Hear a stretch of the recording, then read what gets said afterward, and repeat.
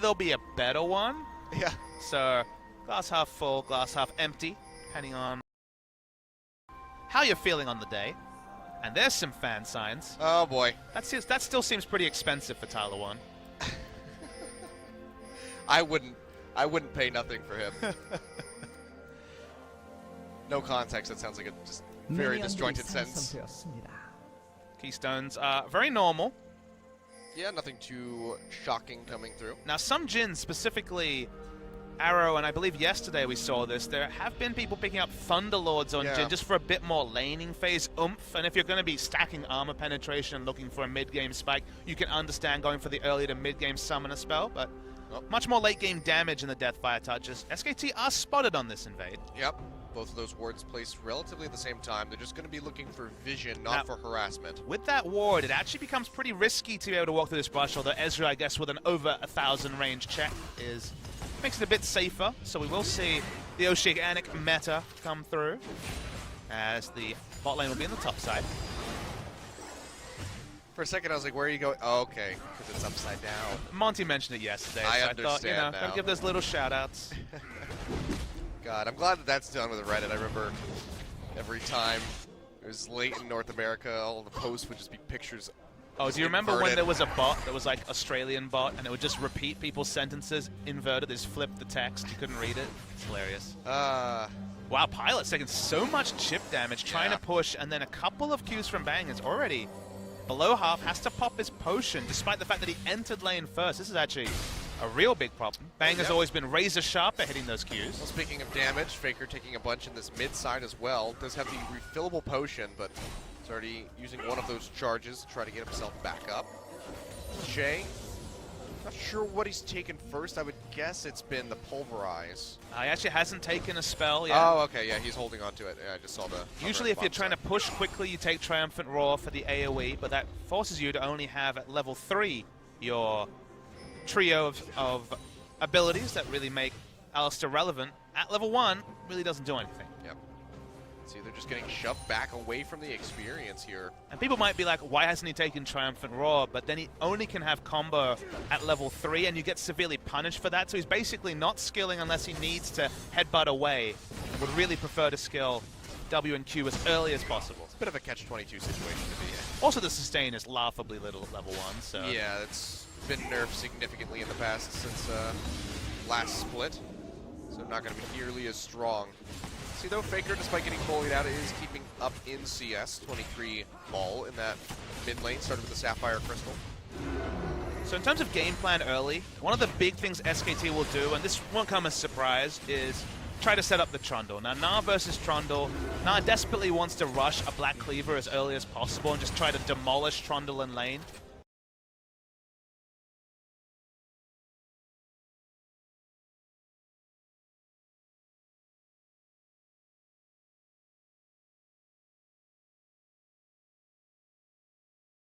As a dominant laning matchup against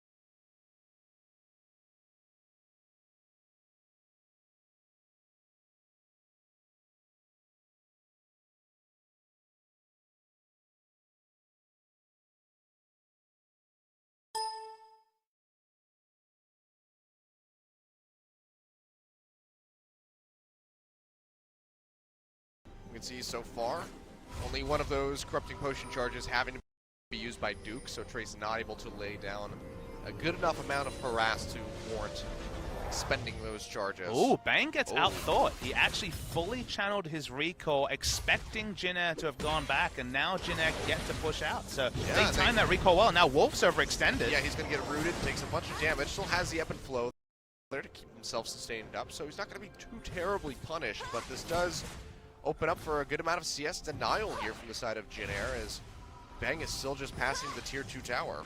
There was no way that Bang would have recalled if he had any vision of Jhin's duo, but they were just out of range and they waited exactly the amount of seconds that recall would take to channel, so good job by them. Trace is a little bit behind in experience, so has to cede some lane control over to Duke. Opted to go for Swifties first. Interesting on the Gnar. One of those things where obviously Swiftness boots against the Trundle Pillar gives you more guaranteed movement speed. Gnar is one of the safe picks because you can just hop over the Trundle Pillar. But it's one of those things where if you build for lane and then get ganked, you could be really held back. So Swiftness boots gives him some offensive options to get those extra auto attacks and W procs off, but it's not quite the rush to Black Cleaver that he would have optimistically liked to build. Well, knowing Duke in that Trundle, you have to know that he's going to be skillful enough to deny the leap with the pillar. Just wait until the Gnar tries to leap away and then place it, stop that. See recalls coming through from both of our mid laners. Just going to be the Stinger plus an Amp Tome pickup for KUZAN. And then double stacking here for Faker as he picks up the Catalyst of Aeons and the Tear of the Goddess. So it's just standard stuff. It's definitely one of those games where Winged doesn't want to go for too many ganks because they have that one less teleport. In this case, the only teleport available is Faker's, and ryze, if he shows up behind you, has the guaranteed CC, take you down, so you are very narrow on your pathing. There's nice little steal from Bengi. That was pretty good. Winged had Smite too. But Winged is very much on counter gank duty this game. Yeah, just did not respond fast enough to even just auto attack those Krugs one more time. Trace finally starting to get a little bit in this bottom side. Duke uses the ultimate to try to dissuade him from going in, and Bengi is just having a field day in the enemy jungle right now. He's on the Gragas for the first time in a while, and he's doing his best Nunu impression, stealing away every camp under the nose of the enemy jungle. Bengi Nunu, please. Yep. Oh, I would love for that to happen again. They call this guy the jungle, and it's for reasons like this. He can be oppressive in denying. This forces Winged to look for aggressive invades for camps, but for now, Faker's actually rotated to support his jungler, so will be an answering camp for Winged. My favorite Bengi moment is when he snuck between the Callista Sentinels in the jungle. Yeah, that was just one of the best moments that one of my best memories of watching competitive League of Legends. Full Metal Bengi? Yep. Good times. Pretty good. You mentioned it now, I remember the new Kojima game that we just got teased with. It's so weird. I mean, it was so Kojima. It's so Kojima. You're just like, yep, that's what happens when he doesn't have to make a Metal Gear Solid game. Not even shackled to the premise of that game, which was a lot of crazy stuff anyway. He's going full acid now. The whales of umbilical cords that lead into the ocean, the baby turns into oil. Hey, are you interested in finding out more? Oh yeah. Successful teaser. Oh, absolutely. And Norman Reedus is in the game. Yep. Holding his Norman fetus. I don't know about that one. I remember the name, but it's some quality English. He's been really, I mean, I wonder how they got that relationship established, because he was set to do that PT game with them, but, or the, no, what am I talking about, the Silent Hill game. For the turret dive, 4 members top from SKT. Okay, well, Faker's going to go ahead and pop the ultimate, go straight on to Jay. Hammering out the damage, he's going to go down, not level 6 yet for the Alistar. Bengi taking a hell of a lot, though, will fall. They get Pilot in the end, so it's 2 for 1, but Bengi sticking around in there a little bit too late. And Azir, with his nurse, can't really damage turrets in any way near the manner he could before, and actually wasn't even able to push up the minion wave to deny anything. So Faker, he won't necessarily get a free back, but it's not as bad as you might have expected. It's just going to be that one minion wave crashing on his turret. And even though it ends up just being a 2 for 1, it could have been better, it could have been cleaner. At least was in base when this happened, so no way for Jhin to punish on the other side of the map. So just extra advantages over to SKT. We're going to see the turret dive. Level 5 is crucially the story here, so even though heal was still available, not quite level 6, I guess Bengi accepts his fate at that point. Yeah. Says, whatever, I've done my job. Plays for the team. We'll see Jhin swapping back to bot lane. Yep. And Jay running forward in a precarious spot. The bubble does connect, but no one going to follow up on that one. I was going to say, speaking of PT and Silent Hill, new Resident Evil 7 looks exactly like both of those games. It's first person, or at least it seems to be suggested to, and it's in VR, so that's at least something different. Yeah, it definitely is. It's a pick. Card call comes through. Bengi going to use the flash and body slam. Will get himself to safety and has the move speed increase with the Spellcraft. So you've been watching your E3 streams, is what I'm learning from your downtime talk here? A little bit. Just a little bit. There's a couple ones that caught my eye, but I gotta say, the biggest thing that really got me excited is Breath of the Wild, the new Legend of Zelda game. Be a good one, that's for sure. Going different. Everyone's going open world these days. Where's my League of Legends open world game? You don't get that. Oh. You get. I need more I need more lore. You get Nexus Siege mode. That's what you get, Papa Smithy. I don't play any of those modes, though. Yeah. I only play the ranked mode. And I'm a bit sad about the ranked mode also. I was gonna say, which ranked mode do you play? The one that's dead or the one that's very much... I dynamically queue on my own, okay? Well, I'm sorry. Trace, though, going up here has to blow the flash. Bengi does have the casket, knocks him into the tower, however, so he will not get in range. And he will stay safe, but flash down now on that Gnar. Yeah, worth noting that the remnants of the turret do count as permanent terrain, so it will not be bounced over and into the oncoming arms of your enemy top laner. So safety there in the turret for Trace. Oh, Violet gets hit by that bubble, takes a smattering of damage from Bang. This will still be the Black Cleaver rush from Trace. You can tell from his items, even though there's no phage yet. It's going to be significantly delayed. First item not looking likely till about 18 to 20 minutes into the game. And laning phase might be over, or it might be too risky to split push at that point. That we may not actually see the ascendancy for the Gnar in this matchup as expected. Jhin taking a hell of a lot. That's going to be the tidal wave coming through. Flashes away from the true shot barrage. He will stay alive, but again, playing very risky here is KUZAN going in onto Faker. Has those Sand Soldiers down, but he's taking a hell of a lot of damage. Exhaust just now coming out and Winged arriving too late. He will have to back off. Faker is still looking like he wants to play forward, but is going to think better of it. KUZAN was really late on the exhaust. I guess he was trying to force Faker to overextend as Elise was coming in, but in the end, he does trade his exhaust for his life because Faker doesn't use a summoner on the whole side, so neither was wholehearted in their attempts to kill the other, and end result is a summoner down for KUZAN.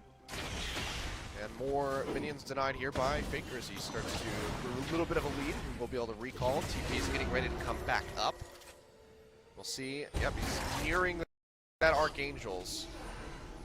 His tier's got to be pretty decently stacked now, probably about a little past the halfway point. Maybe. Ever since being chunked out of Kilios, you can see the real story in the CS numbers of the bot lane. 50 CS plus advantage in the duo is something we almost never see because of the litany of lane swaps, because of the save 80 carry picks, but Alistar's laning phase is a lot weaker than it once was. Even at level 6, you don't have quite the same pressure walking up, and Pilot needs someone to be able to walk up on his side. It's not the Alistar, and thus really big CS advantage for Banks. That 2-item power spike from the Ezreal is going to be online even earlier than usual. Yep. And this is with Pilot going his trademark Mana Moon first, which has less presence than the Sheen into Iceborne Gauntlet first. So in multiple different ways with a greedier stacking build, advantage SKT in the 2v2. Very much so. Things slowed down a little bit here. SK Telecom just sitting with a little bit of a gold lead at the moment. Faker, they engage on, gets hit up by that headbutt pulverize. Nothing you can do. KUZAN finishes him off. And just a bit too far forward for having absolutely no vision on your flank. And that's the thing. You say a bit, definitely far too far with literally no vision shallow around the mid lane turrets. It's going to be good autos from Jhin. Yeah, even with the ult helping, they're going to get this very low. Well, they throw out the cask and get rid of the majority of those minions. See Jhin just whittling away on that one. Would have been able to take it if the Azir still had the Ryze passive. Does not have it this time around, so. Pilot needs to be careful. He's 2 levels under. Oh yeah, the TP's coming through. Chase coming around the side. Looks like he will stay safe, and Faker's just not going to be able to do anything.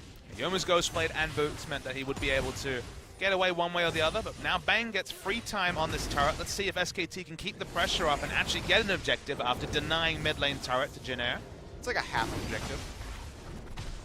Obviously, outer bot lane turret will probably be the priority over the Cloud Drake, but they're going to take a free Drake when they can. Well, I was off by a minute. I said 14, it's 15, so I was close, I suppose. We'll see what it's going to be next. Is it another Cloud Drake? It's another Cloud Drake. All right. Love me a clown fiesta. Oh, I'm sorry, dear. a cloud fiesta. A cloud fiesta.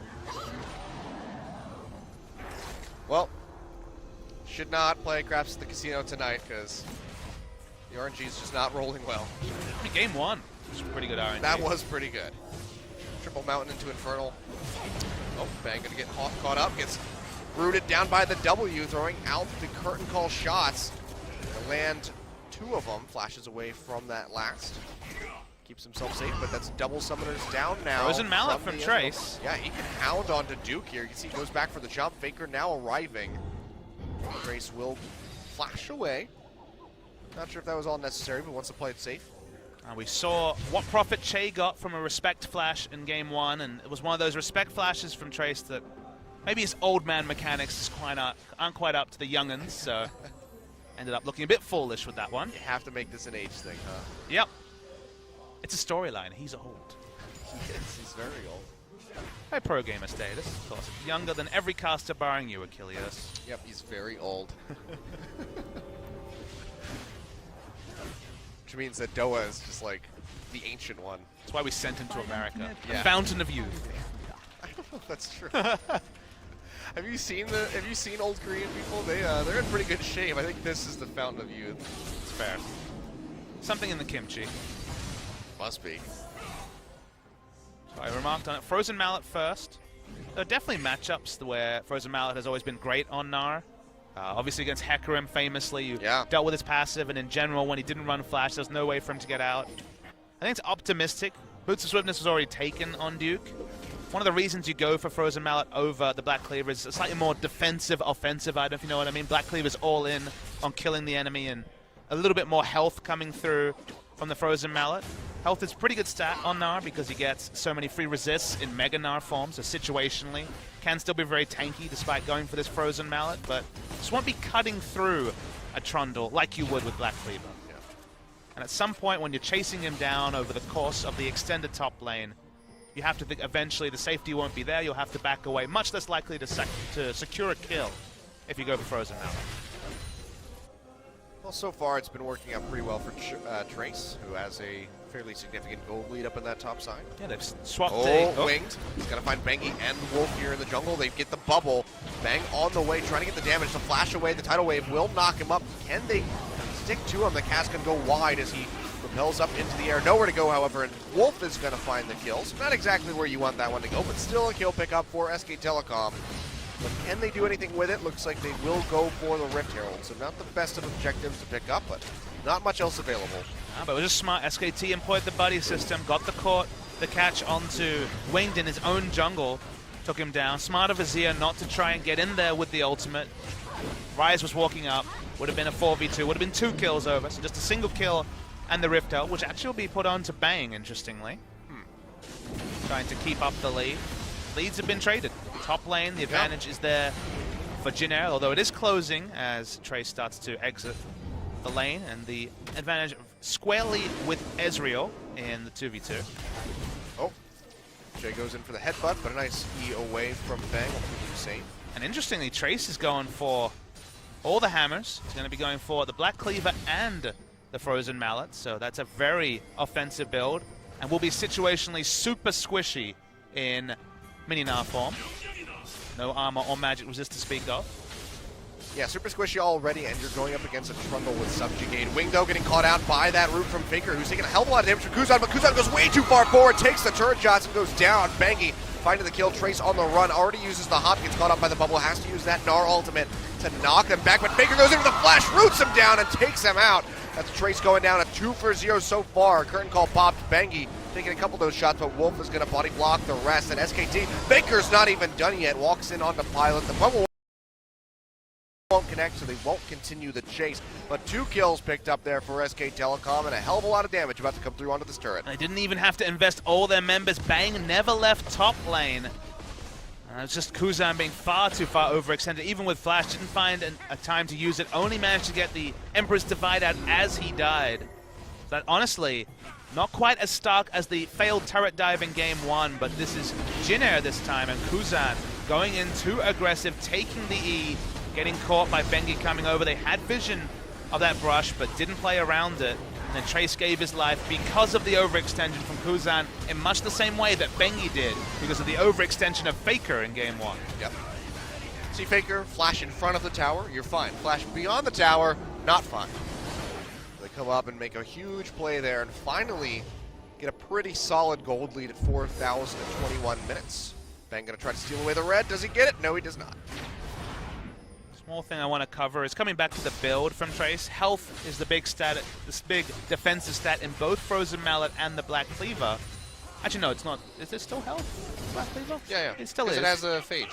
Yes, you're correct. So it still has the health from the phage. And the reason why that's relevant is that Trundle shreds armor and magic resist. Sure, does a little bit of damage based on health, but in general, the idea is that he won't be able to steal away the health stats quite as cleanly as the armor and magic resist. So still, in Mega Knight will have some semblance of tankiness, plus the offensive capability to chase down the Trundle in the top lane. Yeah. Well, Duke's resting on that Frozen Heart, or the Glacial Shroud rather, so it could be a Frozen Heart or the Iceborne Gauntlet. Probably going to be the latter.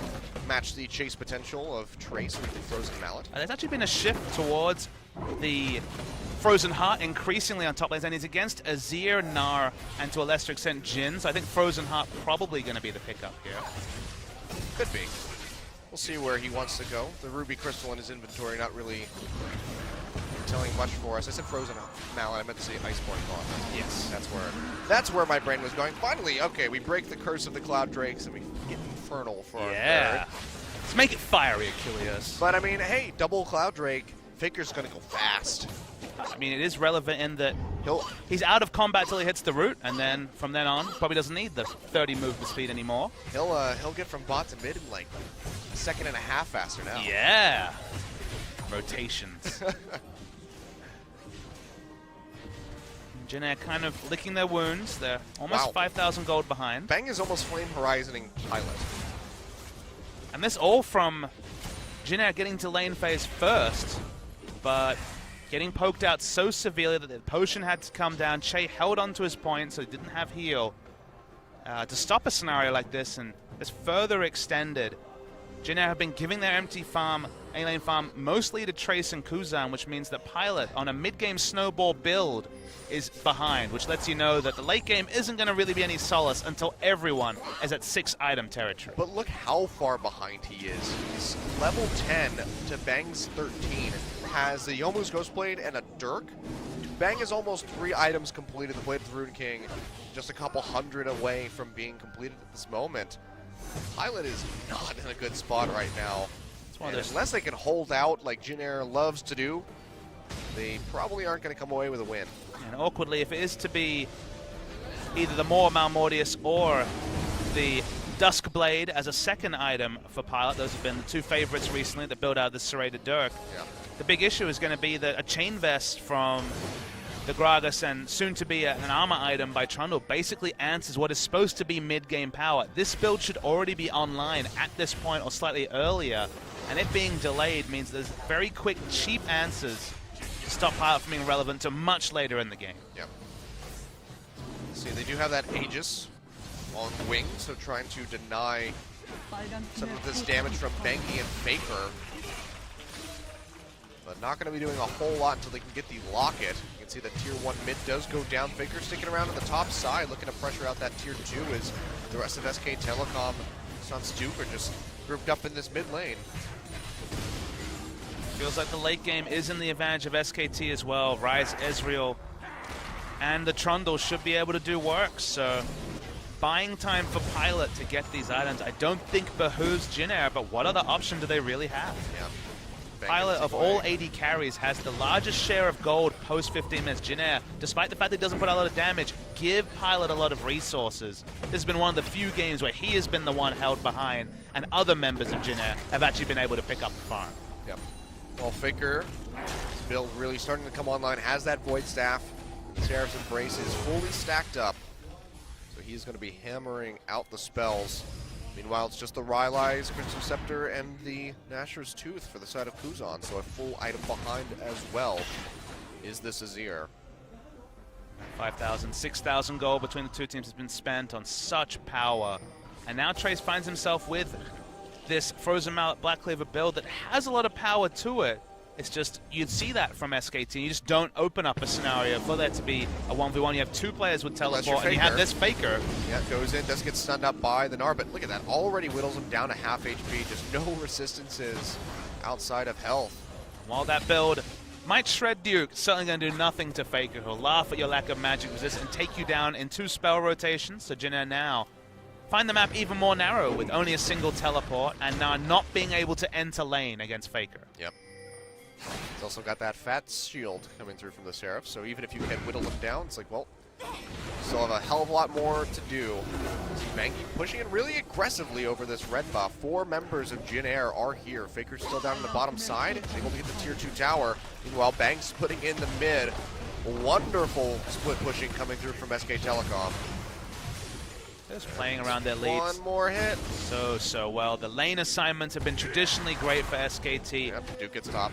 Faker answers all the gold on the Gnar by just stopping the Gnar from having any lane presence. Duke powers down turrets, Ezreal powers down turrets. Jhin just walks between mid and top lane, hoping for some CS, hoping to open up with an ult. And look at Faker, just keeps going. Yep.